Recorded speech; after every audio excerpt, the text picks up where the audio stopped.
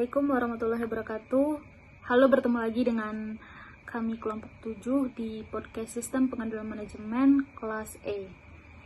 Sebelumnya perkenalkan lagi, jika kalian lupa, saya Artika Ratulia dengan NPM C1 C020076, yang dimana di video kali ini akan berperan sebagai host atau pembawa acara. Dan seperti biasanya, di video kali ini juga saya akan ditemani oleh teman saya, rekan saya, Saudari Sulistiawati. Silahkan perkenalkan dirinya. Perkenalkan, nama saya Sulistiawati, MPM C1 C020088. Di sini saya sebagai narasumber. Oke, di video kali ini kita akan membahas materi sistem pengendalian manajemen tentang chapter 9, yaitu budget preparation atau penyusunan anggaran. Baik, sebelum masuk ke sesi utama podcast, saya akan jelaskan sedikit mengenai anggaran. Anggaran sendiri itu merupakan alat untuk memberikan informasi ke bagian manajemen mengenai rencana atau ide yang dimiliki oleh kepala divisi untuk tahun ke depan, agar bagian manajemen ini dapat memberikan penilaian terhadap rencana-rencana atau ide-ide yang telah disusun oleh kepala divisi tadi. Selain itu, anggaran juga merupakan perencanaan keuangan perusahaan yang mana ini dipakai sebagai dasar pengendalian atau pengawasan keuangan perusahaan untuk periode yang akan datang. Dengan kata lain, anggaran adalah suatu rencana jangka pendek yang disusun berdasarkan rencana kegiatan jangka panjang yang telah ditetapkan dalam proses penyusunan program, di mana suatu anggaran ini disusun oleh manajemen untuk jangka waktu 1 tahun yang nantinya akan membawa perusahaan pada kondisi tertentu yang diinginkan dengan sumber daya yang sudah ditetapkan. Setelah saya jelaskan sedikit tadi,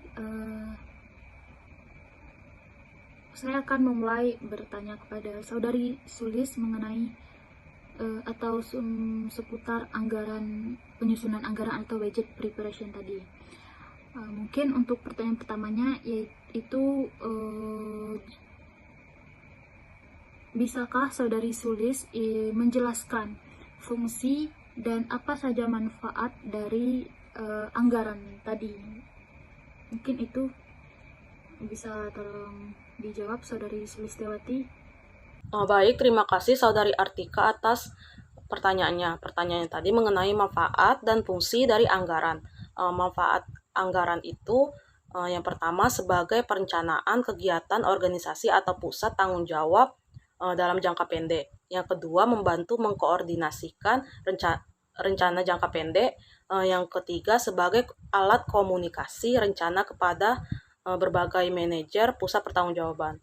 Yang keempat, sebagai alat untuk memotivasi para manajer untuk mencapai tujuan pusat pertanggungjawaban yang dipimpinnya. Dan yang kelima itu sebagai alat pengendalian kegiatan dan penilaian prestasi pusat-pusat pertanggungjawaban dari para manajernya. Dan yang keenam sebagai alat pendidikan para manajer. Fungsi dari anggaran itu yang pertama ada fungsi perencanaan. Fungsi perencanaan ini merupakan fungsi utama dan menjadi dasar bagi fungsi-fungsi manajemen lainnya. Karena sebelum suatu perusahaan melakukan kegiatan operasionalnya, maka seorang pimpinan dari perusahaan tersebut harus terlebih dahulu melakukan perumusan tentang kegiatan apa saja yang akan dilakukan, hasil apa saja yang akan diperoleh, dan bagaimana dalam melaksanakannya.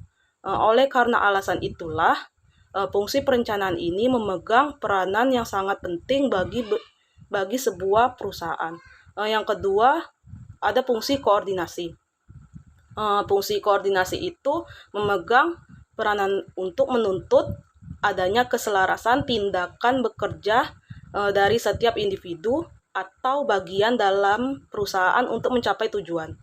Dengan demikian, dapat dikatakan bahwa untuk menciptakan adanya koordinasi, diperlukan perencanaan yang baik yang dapat menunjukkan keselarasan rencana antara bagian satu dengan bagian lainnya. Yang ketiga itu ada fungsi komunikasi, yaitu apabila dalam penyusunan anggaran berbagai unit dan tingkat organisasi, berkomunikasi, dan berperan serta dalam proses anggaran. Selanjutnya, setiap orang yang bertanggung jawab terhadap anggaran harus dinilai prestasinya melalui laporan periodik. Yang keempat itu ada fungsi motivasi, yaitu apabila anggaran berfungsi sebagai alat untuk memotivasi para pelaksana di dalam melaksanakan tugas-tugas untuk mencapai tujuan. Yang kelima itu ada fungsi pengendalian dan evaluasi, yaitu di mana anggaran dapat berfungsi pula sebagai alat pengendali karena anggaran yang sudah disetujui merupakan komitmen dari para pelaksana yang ikut berperan serta di dalam penyusunan anggaran tersebut. Dan yang keenam itu ada fungsi pendidikan, yaitu apabila anggaran berfungsi sebagaimana bekerja secara rinci pada pusat pertanggungjawaban lain di dalam organisasi yang bersangkutan. Mungkin itu saja jawaban dari saya. Saya kembalikan ke Saudari Artika. Terima kasih atas jawabannya tadi, Saudari Sulistewati. Nah, jika ada fungsi atau manfaat tadi, pasti juga ada keunggulan dan keterbatasan anggaran. Bisakah Saudari Sulis ini jelaskan apa saja keunggulan dan keterbatasan dari anggaran? Terima kasih Saudari Artika atas pertanyaannya. Pertanyaannya tadi mengenai keunggulan dan keterbatasan dari anggaran. Adapun keunggulan anggaran itu, yang pertama mendorong individu untuk terus berpikir ke depan, yang kedua mendorong terjadinya kerjasama antara masing-masing bagian, karena masing-masing menyadari bahwa mereka tidak dapat berdiri sendiri. Yang ketiga mendorong adanya pelaksanaan atas partisipasi, karena setiap bagian terlibat untuk ikut serta memikirkan rencana kerjanya. Yang keempat, menyediakan suatu pendekatan disiplin untuk menyelesaikan masalah. Yang kelima, menyediakan tujuan atau sasaran yang merupakan alat pengukur atau standar untuk mengukur prestasi dan ukuran pertimbangan manajemen dan sikap eksekutif secara individual. Yang keenam itu anggaran merupakan penelitian untuk kerja sehingga dapat dijadikan patokan untuk menilai baik buruknya suatu hasil yang diperoleh. Adapun keterbatasan dari anggaran ini, yang pertama estimasi atau proyeksi tidak tepat, yang kedua kondisi dan asumsi berubah, yang ketiga tidak ada kerjasama dan koordinasi, yang keempat dipandang sebagai pengganti pertimbangan dari manajemen. Mungkin itu saja jawaban dari saya. Saya kembalikan ke Saudari Artika. Untuk selanjutnya, jelaskan juga jenis-jenis anggaran dalam suatu perusahaan. Terima kasih Saudari Artika atas pertanyaannya. Pertanyaannya tadi mengenai jenis-jenis anggaran. Dalam suatu perusahaan, paket anggaran yang lengkap terdiri atas beberapa elemen atau jenis anggaran. Paket anggaran yang lengkap tersebut dinamakan juga anggaran induk. Anggaran induk adalah suatu jaringan kerja yang berisi berbagai macam anggaran yang terpisah namun saling berhubungan dan bergantung satu sama lain. Maka anggaran induk dapat digolongkan sebagai berikut. Yang pertama itu anggaran operasi. Anggaran operasi menjelaskan aktivitas yang menghasilkan pendapatan untuk perusahaan, yaitu penjualan, produksi, dan barang jadi. Hasil utama dari anggaran operasi adalah laba rugi pro forma dan diharapkan dapat mencapai tujuan laba tahun yang akan datang. Anggaran ini disusun untuk setiap unit bisnis atau divisi. Yang kedua itu ada anggaran pengeluaran modal. Anggaran yang merupakan daftar rencana yang disetujui oleh manajemen mengenai proyek kepemilikan fasilitas dan dokumen baru beserta tafsiran biaya setiap dokumen, dan saat pengeluaran modal tersebut akan dilakukan dalam tahun anggaran dan biasanya disusun terpisah dengan anggaran operasi, sehingga proyek-proyek secara individual digolongkan sesama dengan tujuannya. Yang ketiga itu ada anggaran kas. Anggaran yang menunjukkan elemen-elemen dan jumlah kebutuhan kas dan sumber-sumber kas suatu organisasi atau unit bisnis tahun yang akan datang. Yang keempat itu ada anggaran neraca. Anggaran yang menunjukkan implikasi berbagai macam anggaran pada elemen-elemen neraca. yaitu utang dan modal tahun yang akan datang. Mungkin itu saja jawaban dari saya kembalikan ke Saudari Artika. Terima kasih penjelasannya dari atas jenis-jenis anggaran dalam suatu perusahaan tadi. Mungkin selanjutnya Saudari Sulis bisa tolong jelaskan bagaimana prosedur tahapan-tahapan atau step by step dalam melakukan penyusunan anggaran atau dalam menyusun anggaran tadi. Mungkin bisa tolong dijelaskan. Terima kasih Saudari Sulistiawati. Baik, terima kasih Saudari Artika atas pertanyaannya. Pertanyaannya tadi mengenai tahapan prosedur penyusunan anggaran. Adapun tahapan-tahapan dalam penyusunan anggaran ini, yang pertama memahami SWOT. Manajemen puncak atau CEO menganalisis informasi masa lalu dan perubahan lingkungan luar melalui analisis SWOT. Analisis ini harus dikomunikasikan pada penyusun anggaran karena memengaruhi tujuan, strategi, dan program yang akan mendasari anggaran yang akan disusunnya. Yang kedua itu memahami perumusan strategi dan perencanaan strategis. Atas dasar SWOT, CEO menyusun perumusan strategis, yaitu proses penentuan tujuan dan strategi pokok yang akan digunakan untuk mencapai tujuan. Tujuan, strategi, dan program harus dikomunikasikan karena mendasari anggaran yang akan disusunnya. Yang ketiga itu komunikasikan tujuan, strategi, dan program utama. CEO selanjutnya mengkomunikasikan SWOT, tujuan, strategi, dan program yang telah ditetapkan kepada komite anggaran, para manajer divisi, dan para manajer di bawahnya agar mereka mengetahui dan memahami lingkungan yang akan dihadapi. Yang keempat itu memilih taktik, mengkoordinasi, dan mengawasi operasi. Manajer divisi atas dasar SWOT, tujuan, strategi, dan program selanjutnya memilih taktik yang akan digunakan. Selanjutnya manajer departemen membuat keputusan pengoperasian yang digunakan untuk mengkoordinasi kegiatan di bawah departemennya. Yang kelima itu menyusun usulan anggarannya. Setiap manajer divisi menyusun dan mengkoordinasikan penyusunan anggaran untuk bagian organisasi di bawah yaitu departemen. Usulan anggaran semua divisi selanjutnya diserahkan kepada komite anggaran. Dan yang keenam, menyarankan revisi usulan anggaran.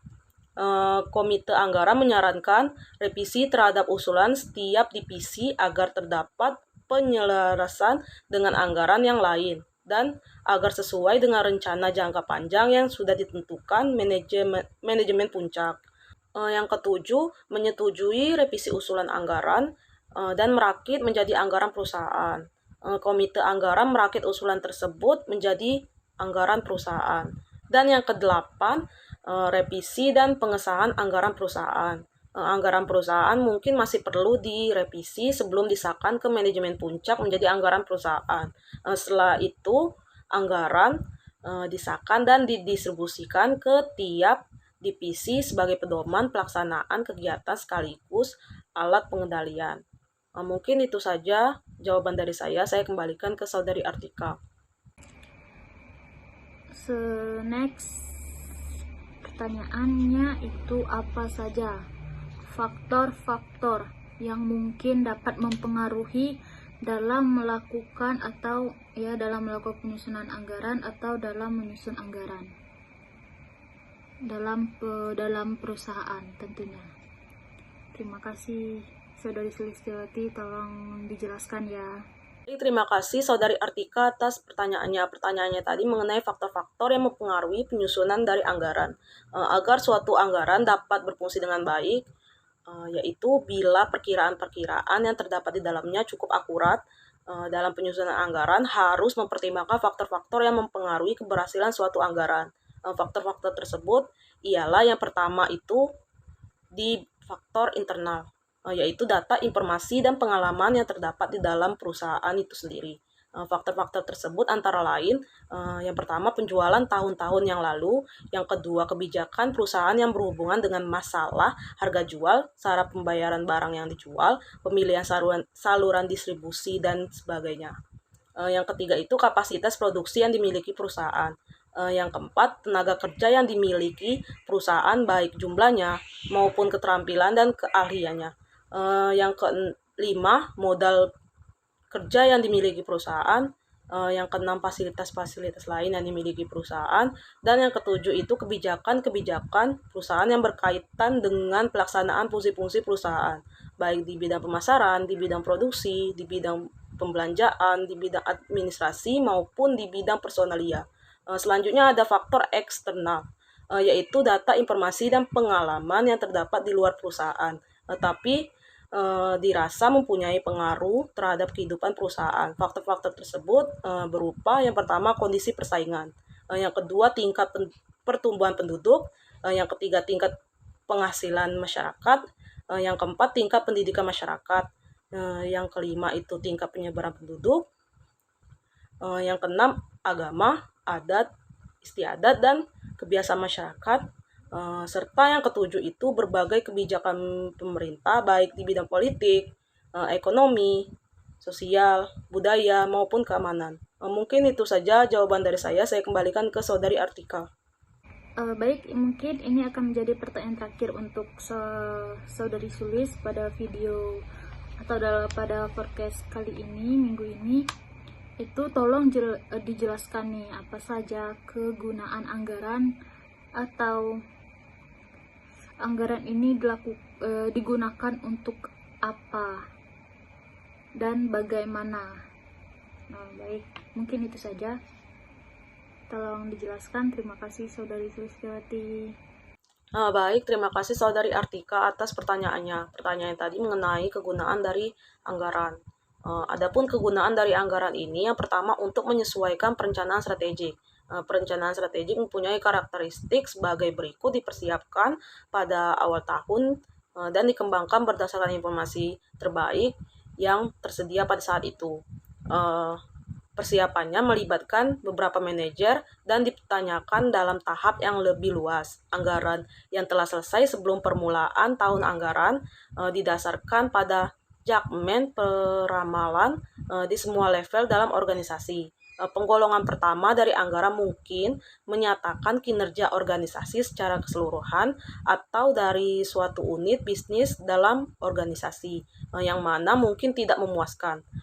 Bila demikian, maka penyusunan anggaran menyediakan pula peluang untuk membuat keputusan yang akan memperbaiki kinerja sebelum dibuatnya suatu komitmen akan suatu cara khusus dari pengoperasian anggaran sepanjang tahun tersebut.